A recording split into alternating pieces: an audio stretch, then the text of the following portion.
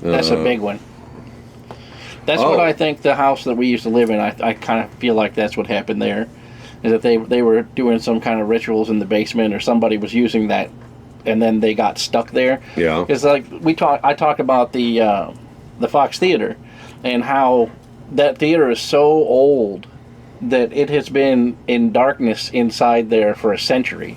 Yep. So if you were a shadow person and you're affected by the light, you're cruising around at night doing hooligan stuff, and the sun comes up, you're like, oh, I'm going to duck into this theater, you know? Right. And now you're like, oh, look at all this huge space I got, or it's never daytime.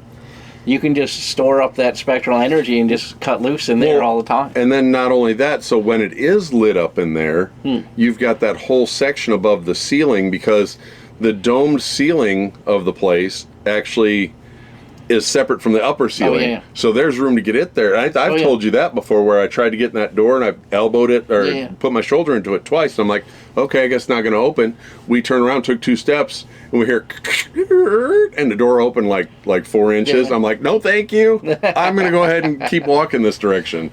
Right. So they could be hanging out up there, or there's places in the basement. In the basement, and if you go above the lobby, it's dark up there. It's where the air conditioning units and stuff are. Yeah.